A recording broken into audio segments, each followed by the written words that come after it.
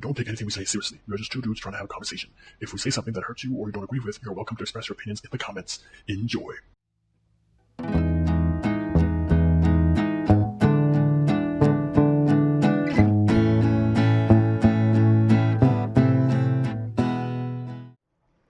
Okay, I'll start. I'm Osama. I'm a fourth year medical student at Monash. I've been here in Malaysia for about 5 years now, and I'm looking forward to leaving next year. Well, hi guys, I'm Haroon. I'm the co-host of this podcast. I'm an engineering graduate. I've already spent almost 5 years in Malaysia, and I was happy to leave as well. So He was very happy to leave. that's what happened. Actually, I was like happy and sad, but honestly, I don't know, man. That's there's a lot of positives and negatives of leaving and staying, but it's very bittersweet thing. So we can talk about that later. But I'm sure it was a great learning experience. What you got exposed to, the good and the bad, must have been something you can take home, and then you can, like, we can use this platform to tell people what your experiences were and what my experiences have been so far. Yeah, that's sort of the basis and the reasoning for this podcast. Just raise issues that we can talk about with people that are also like in their early mid 20s, just trying to sort out. There's like a big issue going around nowadays about quarter life crisis. I don't know if you heard that term. Quarter life crisis is like people that graduate from university are just lost. Like they don't know what to do with their academic side, their personal life, because there's so much economic like uncertainty right now. So being a student, being a graduate, especially like in a STEM field, it's actually really difficult to do like what I want to do. I'm confused, to be honest. So that's it's gonna help other people out and not have the same problems. Yep, That's what it yep, is. yeah. So it's just a platform for us to basically, I think Haroon can sort of guide those of you who are in engineering, school of business, and I can give my thoughts on what Yeah. it's like doing medicine, you know, and then going on to Mm-hmm. hopefully Aussie, or like if you want to work in Malaysia, what that's like, or if you can even work in Malaysia. So we'll be using this as a platform, And and most of the time we'll also just be ranting and telling you guys stories. talking about this nice, bro. Yeah. I think we'll talk about like engineering and medicine and all the boring university stuff. Maybe like a few episodes down the line. Maybe we'll start off with something a bit more interesting. That's more uplifting. Yeah, Just yeah. some depressing ass two homies talking about their work, their studies. We Uh, won't bore you too much. We'll talk. So one of the topics we actually had in mind today, because we're both big cricket fans, we have been for a long time. yeah, So yes. uh, the first topic, or like what we wanted to actually really discuss about or talk to each other about, was how is franchise cricket killing test cricket, or killing the competition that is cricket. Yes. I think that's something that I've been trying to like speak about for a long time. I think like I watch a lot of cricket. I follow a lot. I watch almost every major match, or at least follow every major match as much as I can. Like I was watching the Australia New Zealand series, and I was even watching the Sri Lanka, the what's it called, the Afghanistan Ireland series as well. I was watching a lot of series like on ESPN Cricket or the highlights or um, over the years. But I would say like I wasn't really interested in cricket until 2017 when we won the Champions Trophy. After that, I was like, oh wow, like 'cause I used to watch it a lot as a kid because it was just always on. There's no other sport promoted in Pakistan. But when after 2017, I was like, okay, this is something that I want to watch. So now I have like a big interest in it. Me and Osama have played a lot of cricket together and respectively on our own in our own time as well. So we have a lot of experience with the sport. We've also watched a lot of cricket. So that's basically. Do you want to start talking about Test cricket and your Yeah, and Test cricket? yeah. Just before that, you said you started playing in 2017. When did you start? Sorry, you started watching properly in 2017. Were you playing before that, or when did you start bowling? I actually started bowling in 2019. I never bowl. I Oh, actually love okay. badminton. I never liked cricket as a kid. I love badminton. I used to play like badminton. I still is my favorite sport actually. I used to play a lot of badminton. I used to wall climb a lot until I was like 15, 16. I was in a lot of sports teams when I was a kid. But then when I was 19, I saw the 2019 World Cup. I saw 2017 Champions Trophy. I just saw like the aggression and the pace and everything, and I was like, holy shit, what is this, bro? Oh Like, my what is goodness. this? I had no idea. I thought you were playing for a long time. So I started playing properly. Like I played the sport in, I would say 2014, 2015. That's when I was started really getting into it. And then I started watching properly and following two of my favorite teams. Pakistan, of course, both Pakistanis. So if we say we don't support Pakistan, Yeah, man. someone will kill us. But I also love the South African I've, team, so I was watching a lot I've of been Test impressed cricket with, yes. Test cricket from South Yeah, Africa. like, So I think South Africa is a really inspiring team to follow, actually, you know. And no matter which African team you like, if you like the old 90s team or the Graham Smith team or even the new team with the Mahomie Baruma, bro, my little homie, Baruma, it's I really, mean, they made it to the really, semi-finals. it's really, They're always there. They're always always fun to there. watch. Yeah, always there. So I think so we have like a lot of experience, and then when we went to uni, both of us were playing in the university team as well, and we played a lot of hardball cricket and table cricket together. I think one of the things we realized was there's no better feeling than hardball cricket. You know, it's just Yep, yep. when you're bowling with a red ball or even a white ball, and the ball hits the bat and when the ball hits the stumps, It's a different it's like game. It's a different feeling altogether. With tape a ball, different feeling, bro. you know, you can have moments of like pure joy, but with hardball, if you pull a good spell with the hardball, you'll remember it for a lifetime. Mhm. Like Yeah, I and can that's recall specific spells and how I went about business that day. But there's so many spells in tape ball that were really good, that were better, uh, on paper, but it's not something I remember. But I remember my hardball games. I think a lot of that is also to do with the fact that like a lot of modern day cricket has been ruined by table cricket because now even in like like table cricket is like really fast, high scoring, you know, even especially if you watch like a lot of those fucking videos in Pakistan bro, like where the local team is just shouting like एक बार फिर से सामना करेंगे Taimur Mirza like you if you watch any of those like Tamur Mirza videos, like you understand like why people because in you know like hardball cricket is not cheap. You know, you have to buy like expensive equipment and maintain it and Yep, everything. yep, So yep. it's easier, it's cheaper, and it's more high octane. So people watch it naturally. But I Yeah. think the main thing I think that caused modern day cricket to be formed in the way it is fucking Misbah, bro. Misbah did that slap, that sweep shot in 2007, bro. Yep, Fucking yep, he was yep. got out, and then India won the World Cup, and now we have an IPL franchise, which So I that's think, the IPL is the biggest fucking scam nowadays in cricket. and I think it had like the franchise cricket has a lot of positives, you know, like you can uplift a lot of domestic players or even players that are retired and go back to franchise cricket and make some money. But the problem is now there's IPL, there's women IPL, there's a South African IPL. They're starting like different. There's like I think there's an IPL in Dubai as well. I'm not even sure about that, but there's a Yeah, lot of ILT, like some because of Indian league again. like I think it's IICT. I don't know what it's called, but there's so many of these fucking leagues that actual cricket is just not being promoted anywhere. Like actual long form cricket, you know. And we see a lot of these young players come in and for 1 year, 2 years, they're amazing in the league, and you think, oh my goodness, we found the next Shane Warne or something. I remember specifically there was a leg spinner. I forgot his name. Like that's how bad it is. But 2 years ago there was a guy playing from Is it Peshawar Zalmi. PSL? Is it IPL? No, What PSL. was the it was The guy with PSL? glasses, Next spinner. Abrar Ahmed, bro. Abrar Abrar Ahmed, Ahmed. and he recently, like for 2 years, he was out of PSL as well. Like he didn't like make a big mark, but he came back in Test match cricket recently, and he performed really well.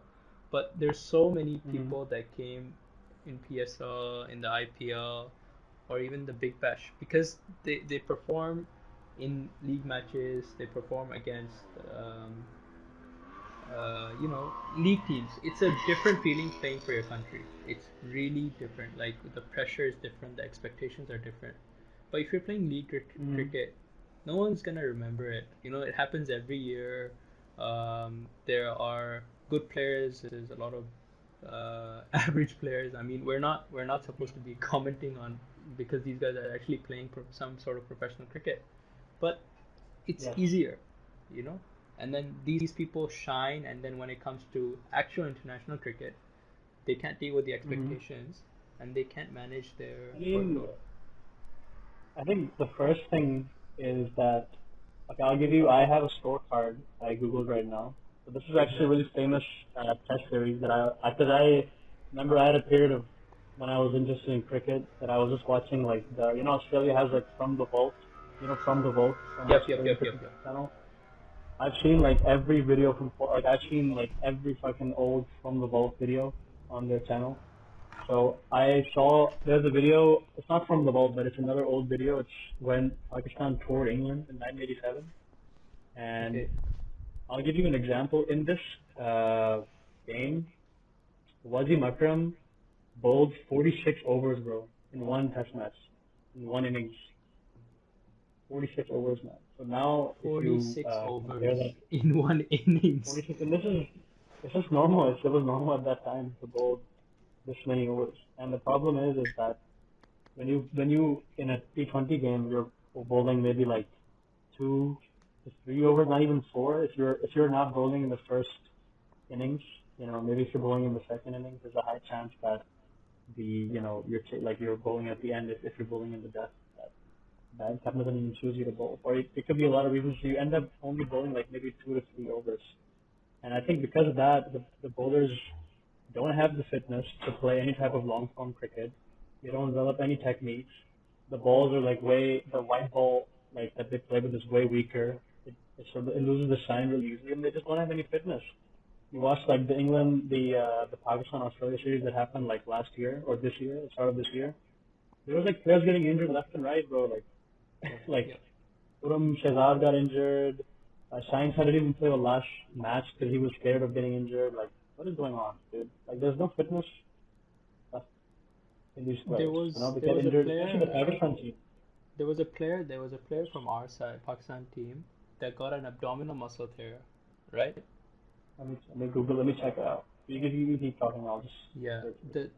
this person got an abdominal muscle tear, and I know, no, I know this abdominal muscle tear means that your fitness is genuinely like it's not up to par. It's not a minor That's injury. not, It's not like a hamstring, I think it's but Karim it's Shahzad. He was yeah, injured Karim after the Shahzad, first like test match. He had abdominal abdominal tear, muscle I think, tear. Like they how that's confirmed a that. big injury, and it's just a testament to badly how bad your fitness is and how badly these players are being managed by the PCB. And There we go. Uh, 21st December 2023, Karim Shahzad has been ruled out of the test series against Australia due to stress fracture in his left 10th rib. Bro, what the like? my Come goodness, on, dude. It's one man, game. rib It's like one fracture, test man. match. Dude. Rib fracture in his 10th. I think you probably understand this more. Stress fracture in his left 10th rib, which is really common injury in fast bowlers that are not, like you get like a stress fracture on the opposite side of your bowling arm. So it makes sense. No, it That's makes pretty much sense that it is a common injury, but it is not yes. an injury that should be taken lightly. I mean, it's common for players who don't maintain their fitness, but if it's someone who's playing a test match which is 5 days, and you're getting Yeah, this that's sort your of job, injury, though. That's your that's job, man. very pathetic. It really is. There's one stat that I still remember that I want to mention from this series because I knew like we were close to winning, but there was no way we're not going to win against Australia or any major like big three team anytime soon with this type of team. But if I just try to find it, I think when we were bowling, let's see if I can find it. I think maybe it was the second test match. But first of all, the issue is that we don't have good fielding, okay? And you need to be able to field and be fast in the pitch until like the last over is go. You don't have good fitness, batsmen and bowlers, and we have no consistency in the team. So you have all these players that are going in and out of the 15-man squad for Test cricket like every single other month. So when you don't have those problems, all these problems stem from having franchise cricket because players are just becoming selfish. They're like, we don't want to play in a fucking test series. We can just play like I can play Bangladesh League, then the LPL, then I can play the BBL. Like why should I even worry about like it's just become a money thing. Yeah, it's become a money thing, number one, for sure. And if you, let's say, Arun, today I told you I'll give you 3 contracts for franchise cricket. You need to play cricket for only 6 months of the year. So you play 3 major leagues. You play the PSL, you play uh, Bangladesh Premier League, or you play the Sri Lankan Premier League. If you could, you play the IPL. In that 6 months, you're gonna make, uh, if you're an average player, you're gonna make $1 million. You don't have to worry about cricket for six Yes, months, bro. and you don't even have But to worry like about the expectations from the fans of your country. Then you're just one entity. You're one player. It's so much less pressure. but, and that's why they don't perform. They don't perform when it comes to like the biggest thing. I actually wanted to mention this one thing. I think it was I'm not sure which match it was. I think it was maybe the second or third match. I think it was second match. Australia versus Pakistan. Pakistan bowled 52 extras. 52 extras, bro. 62. 52 extras. And we lost by like 70 runs. So, like how do you consider yourself a test player and you bowl 52 extras, like wides, no balls, leg byes. I think leg byes also count as extras. Like everything combined, uh, that's fucking stupid, bro. Like, so stupid. No, but the problem is, um, these major series come up. We as the fans have similar complaints every single time. There Yes, no was improvements. Yeah, there was some hope at some point when we actually started to play well. I would say in 2021 or 2020, and that England series, the last really amazing England series we had where Misbah was there and all that.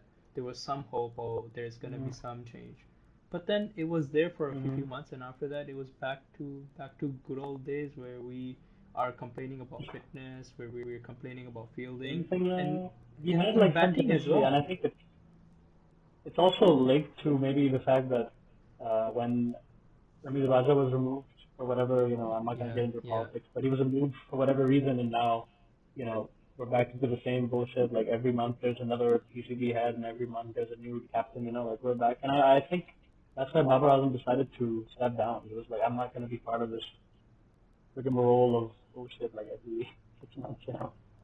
Yeah. So, And you think someone like Babar Azam, if you go anywhere outside of the PCB or even within Pakistan, he is a big name, but he's someone who's globally considered a super giant, like considered a giant.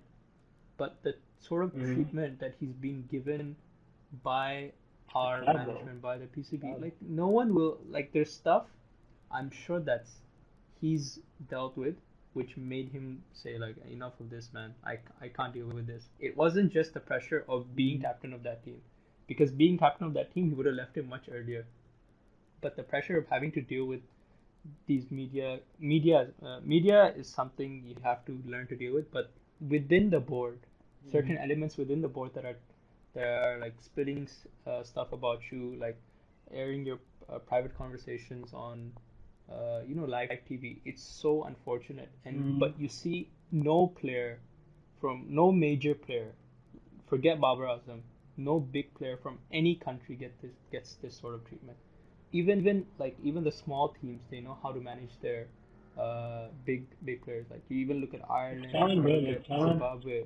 talent doesn't just come all the way. Like you have to wait. You have to nurture a player. You have to give him, at least I think any player that should be given a chance in any cricket team or any sport should be given like a gestation period. Like okay, you have like 1 year to prove yourself. You can have ups and downs. You can't just expect like a player to be consistent, like out of the gate forever. There's gonna be ups and downs. Yep, Ups and yep. downs. I Virat mean, Kohli is the perfect example of it. He had ups and downs for about 3 years, but then You remember that game he played those two sixes against Hyarosoft? Like imagine that. Yes. There's so many They're both examples. supporting, you know. He spent like 3.5 years without scoring a single century. And they're like, we're gonna stick with this guy. We know how good he is. You even another great example is Ben Stokes. Like who gets hit for four sixes in a row in a T20 final In the final. and come back like the Yes. way he did? That's what happens, man. Like you have to stick with your players, you know. Look at I think the best example is Ishan Sharma. Ishan Sharma from 2020 to 2010, like when he first came to cricket, like in 2007, 2008, he was like like an amazing bowler. Like he was, he has like there's like the famous series against Australia. But like there was also like the monkey problem. Like Anderson was scoring a very interesting key as well. I think the other way around. I'm not sure, but he was like an amazing bowler from 2010 to 2018. He was horrible. Like he wasn't a good bowler, but from 2018 onwards, he picked up a amazing. Like his averages went to like below 20. So it takes time. You have to really cultivate players. You have to give them opportunities. So many players are wasted in the Pakistan team, and that's why. There's so many players that people will remember, like Junaid Khan, Anwar Ali, Asif and Amr. That's like a whole other episode to talk about. But a lot of players are just gone. Like nobody, like Rana Naveed. I don't think people even know what Rana Naveed is. Like the young kids now. Rana Naveed is gone. You have like a lot of. There's no spinners anymore that are consistent in the team, so it's very sad to see this situation of the team.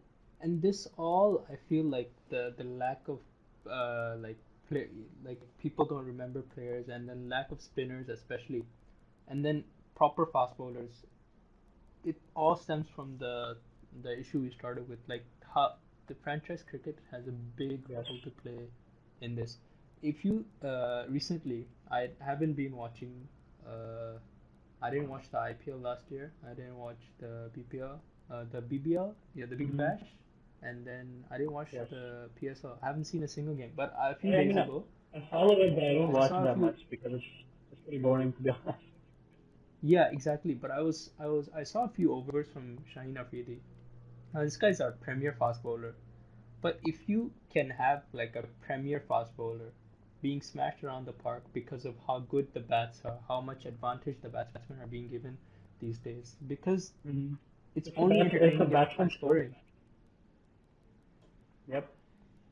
I mean, there's been so many changes in the sport. Like, it's really ruining fast bowling. Like, imagine back in the day, you your prime fast bowler, our prime fast bowler was Wasim Akram, or for other teams he was Brett Lee or someone. Like these guys, it was unheard of, like for them to be smashed around the park like that. But this is Shaheen Afridi, like the same guy who's won us that game in 2021, the same guy who's supposed to be the leader of Pakistan cricket bowling attack, and he's getting smashed around the park. I'll give you like an amazing stat that I saw, and I couldn't believe what I was like seeing, bro. Like, you know that Wasim Akram. Let me just check it quickly. Wasim Akram in his whole career has been hit. In his entire ODI career, he's been hit for 12 sixes across 20 years.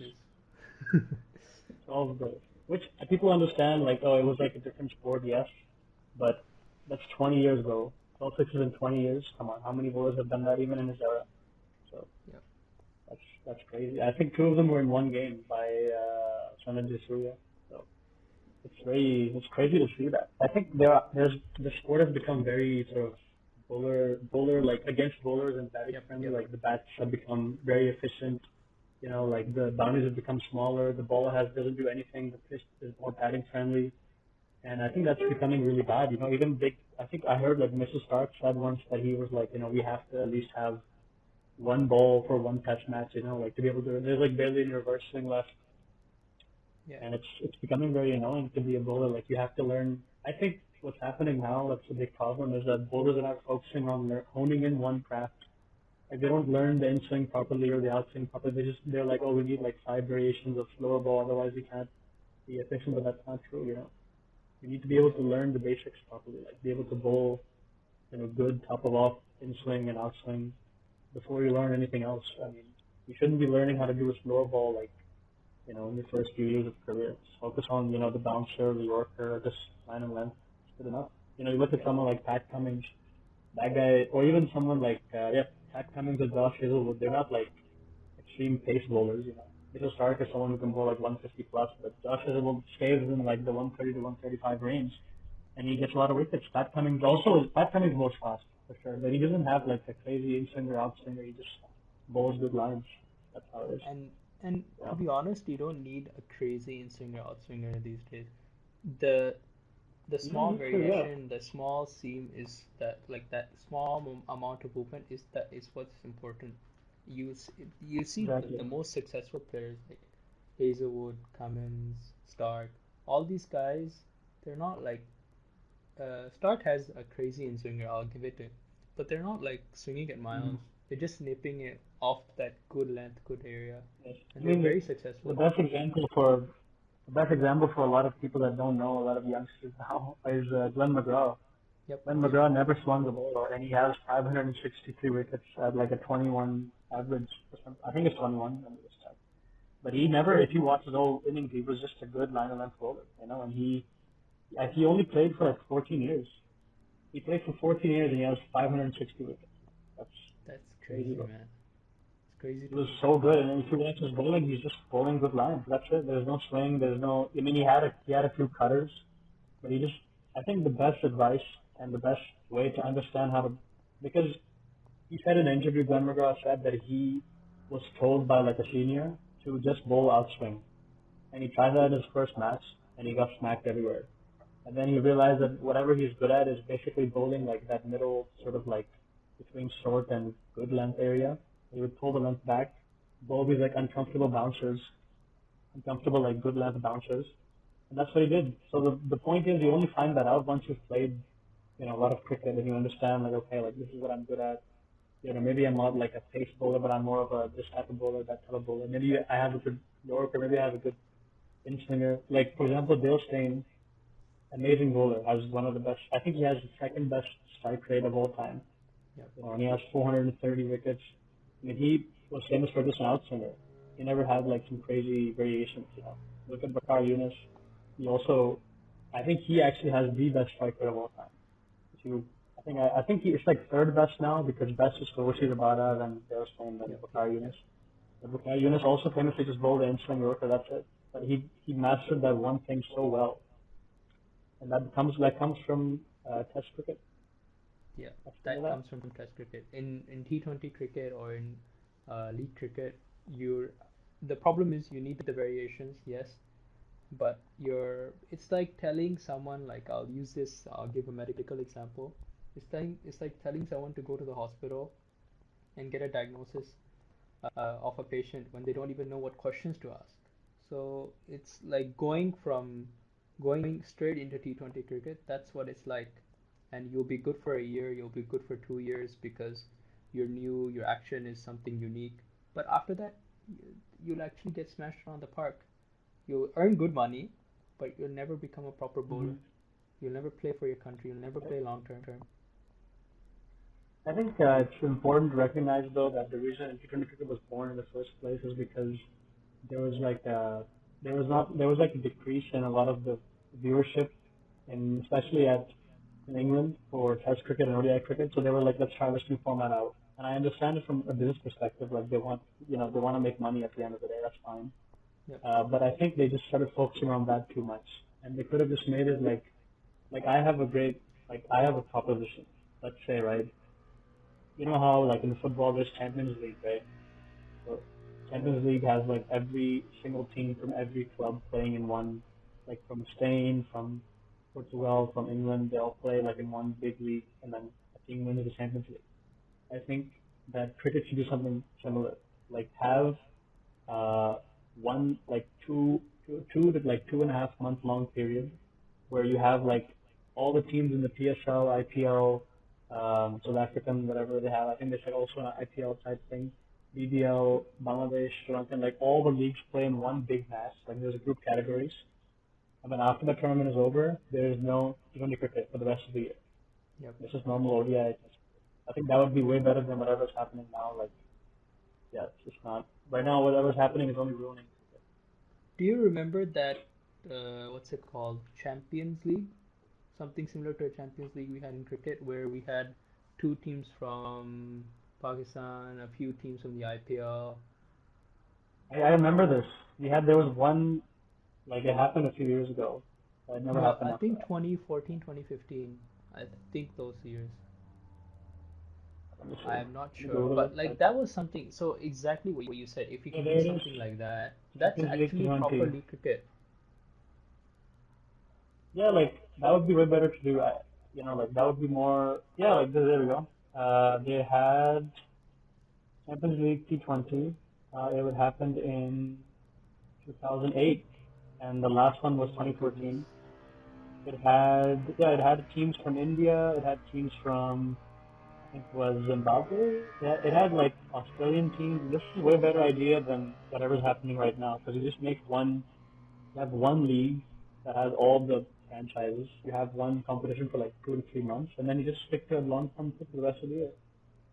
So that's way better than what we I do right think now. that would be our solution to like we still keep franchise cricket, but we do it once a Mm-hmm. year, and then that will actually get us back to the olden days. Not necessarily the olden days, but it'll actually get fast bowling. We'll have spinners again, and it'll solve a lot of the Yeah, bro. I want problems. to see like another Mitchell Johnson 2013, bro. I've been waiting for like another game where I can I just see want if to I see can another talk or Dale just Steyn, man.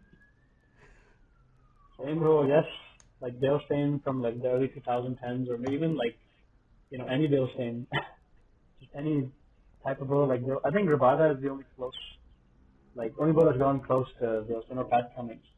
Pat Cummings is really good as well. Yeah, Cummins is. I Right now, really rate the current Australian attack. They're genuinely like they've planned it out. Like from the start of the year, this is the amount of overs I'm gonna ball. I mean, These like are the leagues I'm gonna it's play. really It's all calculated. and it's really beautiful. Like they have like a left arm fast bowler. They have like a nippy sort of Glenn McGraw type Josh Hazelwood bowler. They have Pat Cummings. The captain is also a fast bowler. They have Nathan Lyon who has like 500 plus Test wickets now. So they have a good. Those four bowlers are probably the best in the world I've ever seen. Like I don't think in history you've had like maybe you can argue the West Indian Horsemen of Death. They were pretty good as well. But these I, are also up there. Each of them have plus more than 200 wickets now, Test wickets now. So I would also pretty good argue group. the 2013, 14, 15, 16, 17 South African team. You got like Philander, you got Steyn, you got That's Morkel. probably one of the best in the world, easily. I mean, I heard a stat, see if I can find it, that the South African team, let me find it actually, you keep speaking, I'll just try to find Yeah, so like these guys, like you imagine like these four bowlers, like Markle with the tall, nippy, bowling, Steyn with that it. amazing, Mm-hmm. famous outswing, Philander also like I would say Philander was like a Amber, McGrath, Ashley Manla, Ricky de Amla, De Villiers, Villiers, Duplessis, Graham Smith. Glenn McGrath. Oh, sorry, Grant Smith. I keep getting those two confused. But like this was the team. That's why I love South African cricket from that era Yes, because yes. they're actually the underdogs Here, and they never won any major tournament, which is quite sad. yeah, here we go. There's a stat right here from South Africa went more than 9 years and 15 away trips without losing a series. That is Wow. crazy, bro. This is I think from 2000 and I think this is like let me find the duration of it actually. But this is like the current team, the one we're talking about, like Philander, all these guys. This is how good that team was. That's crazy sad, bro. I But think it you all was these guys, none of them uh, started off with T20. Dale Steyn's first introduction, first debut was a test match against England. Same with Morkel. I don't remember yes. about Philander, but like these guys went on to do amazing things because they were taught the long format of the game before this There it is. shortest. Yeah, exactly. So they didn't lose a match from 2007 to 2015 away. Not a single match. That's fucking crazy, bro. That's a crazy stat. Crazy, bro. That's actually Yeah, like you that's have to. I actually think they mad. should make like a rule. They should make a rule where all the players have to get like X number of years in first class cricket to be able to play any type of league, something like that. So then they have good basis. Like maybe like they can say like, oh, until you played 2 years or until you played 50 games of first class cricket, you can't play, you know, a league or franchise. So then they have a good formation, good foundation. With that being said, we also need to be advertising that first class cricket more than we advertise our leagues. Because if you are trying to engage the audience and your advertisement every year for each country, the Mm-hmm. major advertisement doesn't revolve around a really famous test series between Pakistan and India, or India Yep. or Pakistan playing against. It revolves around the PSL.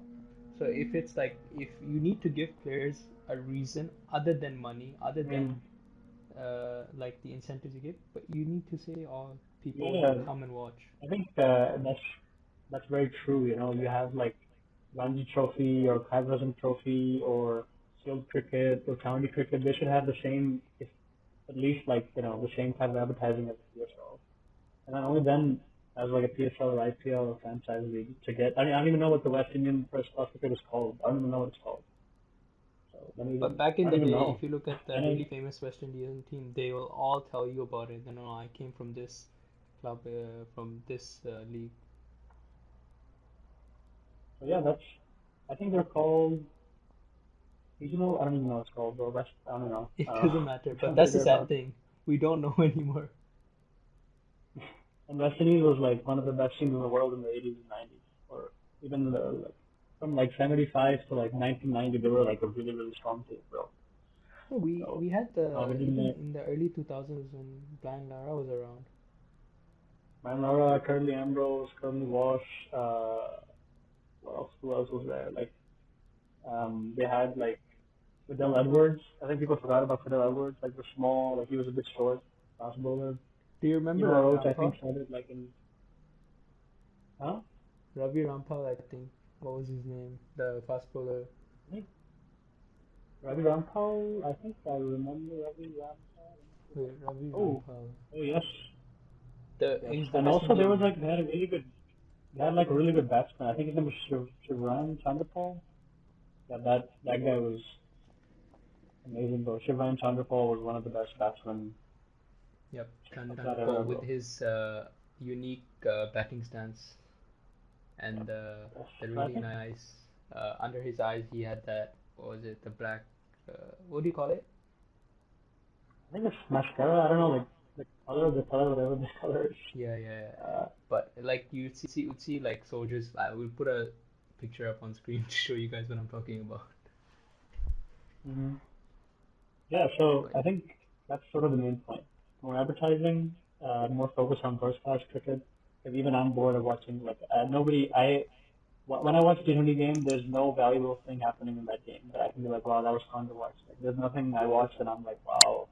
I think it's better from like a consumer standpoint because if you're like coming back from a long day of work, you're not gonna, I would honestly not mind watching like a test match or ODI match, but a lot of people don't want to. They just want to watch like a quick thing, finish it up, you know. Uh, but the best way to describe it is Bishan Singh Baby, the Indian bowler, the Indian spinner from the 60s, 70s. yep. He I've heard the actually, name. yeah, she passed away like recently, and he said in an interview that it was like they had like good sense of humor. He said that we're the same problem we have with T20 cricket. We have the actual problem is premature ejaculation. We just don't know how to last long. The latest description of IPL and T20s. Yeah. It is premature ejaculation syndrome. I was like, word, bro, respect. He's right. Like, we just want everything quickly, and we don't want to like be patient. So I respect what he meant. Respect what he was saying. So yeah, I think we can probably talk about this for hours, but I think we should pivot to the next question. Otherwise, it's gonna be a long. Oh boy. Yep. Okay, so this next thing we wanna I don't know. This is a big segue, but Harun saw something, observed something, and he just want to give her thoughts on it. Or you want to do the health thing, or the freaking salam karna wala bro? We do the salam karne wala. Yeah, this thing I work in a I work at a university here in Lahore, and I work as a research officer. So I take the university's bus home, which is on its own. That's a whole episode on its own. That's a whole experience. But when I sit in the bus, I'm usually cramped up, and I'm just forced to listen to conversations. And this 2 days ago, when I was coming home, these two guys were sitting in front of us, in front of me, and the guy looked at the other guy and said, मैं group assignment कैसे करूँगा, group का काम कैसे करूँगा, like सलाम करना गुनाह है, which means like how am I gonna do the group work? How am I gonna do a group work? It's a sin to talk to women. Because that's what he was talking about. He was talking about how like I think during Ramadan, apparently I don't know if it's even true or not, but apparently It's not true at all, dude. It's not true at all. It's like haram to speak to like a woman that's not like in your like a mahram, like in your whatever. But that's the kind of bullshit that's why the country is like this, bro. Because of people like this. And he was serious. He was like, oh, this hadith said this, and they were like having like these two students were having like a full conversation about how they're gonna not be able to do group work because they can't speak to a woman during Ramadan. That's so Like, unfortunate. No, I mean, you know what happens now? Like, because of that that idea that we live in a box, I would say to some extent, if I had lived in Pakistan and the time I spent abroad, if I had spent a lot of my time in Pakistan, I would have had that mindset because there's so little exposure. But when these kids, when they come out, when they actually come to university abroad, or when they come to work abroad, or when they actually get into working life, we can't take it. They don't know how to manage. They don't know. They freeze up. They don't know how to adapt, and it's because of the upbringing. Like, it's so common for. I mean, these two kids must have heard it from somewhere, right? And it's like you hear it, and then the thing that was originally said, like the whole maybe the person saying it initially was someone very knowledgeable. He was a scholar, but it goes from that scholar to some auntie, then it goes from the auntie to another auntie, and the way by the time it reaches the kid, it's so twisted, and then the kids add their own version of it, and it's it's like Chinese so whispers, sad. Yep. Chinese whispers, yeah. I think that is very true, and I agree with you, and I think we're living in this era, especially in Pakistan, where the biggest source of information is your local mosque Moli, that guy, the priest. Whatever he says, that's what we agree to. And I went to I went to a fucking mosque, bro, in like my, I mean, she's like my aunt, but she's also my cousin. I'm not gonna explain that, but she was getting married. We went to her town, which is like a town it's like a small town. It's like it's not even. It's like it used to be like a massive farm, but now it's like a town. Okay. And we were on Friday, so we went to the mosque there to pray. We found like one mosque. But by the way, there's like 10,000 mosques everywhere, and they're always shouting and screaming. So there's no peace and quiet.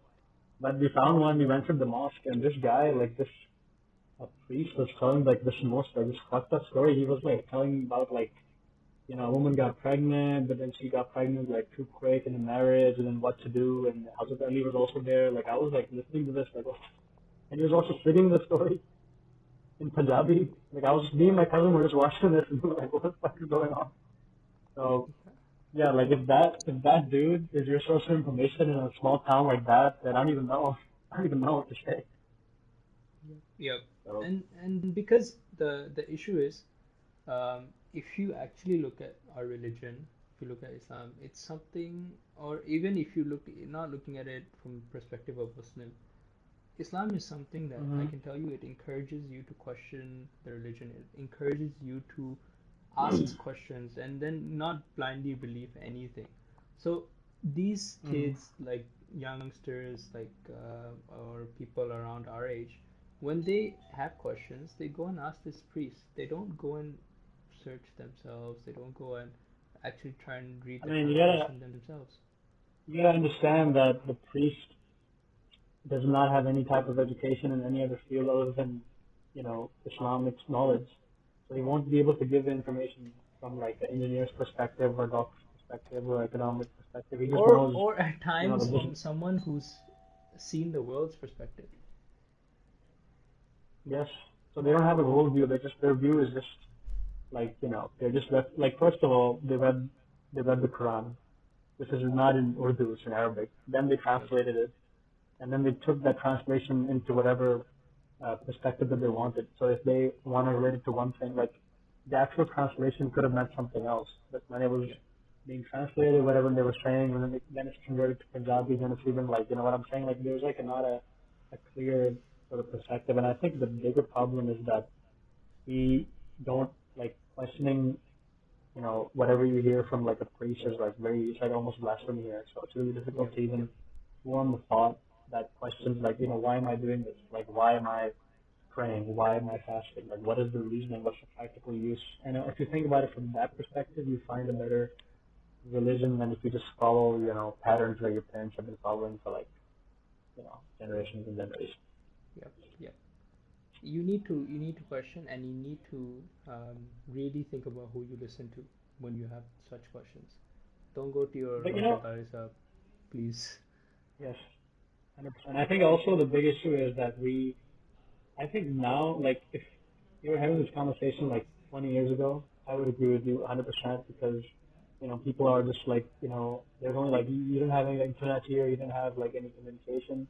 But now I think kids are sort of also, they're like enjoying, I like to call it like, the enjoyment of ignorance. Like they enjoy the fact that they can be ignorant. Like, wow, they can just Google something and research and find out the truth if they want to, but they're just lazy. Like they don't want to. Like I think more and more people, especially in Pakistan, can actually find out a lot of things about the world just from their home. Like I have a lot of cousins that know a lot of stuff about the world and they never left Pakistan and they're very mature and they know what's going on. So I think it's also sort of like they just enjoy that comfortability of like, I'm just gonna follow these stupid rules and that's the way the world works. I'm not gonna like find out the truth because I don't wanna like live a harder life. You know what I'm saying? You understand what I'm saying? Yeah, I get what you're saying. Even though it's right there in front of you, you don't want to make the effort to try and, I guess, open the book or use your phone for reasons other than scrolling Instagram. If you have like access to the internet, like even if it's slow, if you live in any town, like I was actually taking when I was taking the flight back from Malaysia to Lahore, when I was traveling back, like I got like a middle seat because I came late to the airport. So I ended up sitting between these two uncles, and the uncle on my right was actually like just by coincidence, he was the head of like I think from Shahiwal to like another city in Pakistan. He was the head of like I think DTAC or Jazz or something like of that region. Okay. And he was telling me that whole region has internet. Like they all have data. They have access to this information. So it's not like we're living in this world that people in Pakistan don't have access. I mean, we have the highest porn traffic in the whole world for a reason. It's not just an accident. So you can watch porn. You can also Google how to you can Google all these other things as well, man. Let's go. Yep. Let's see.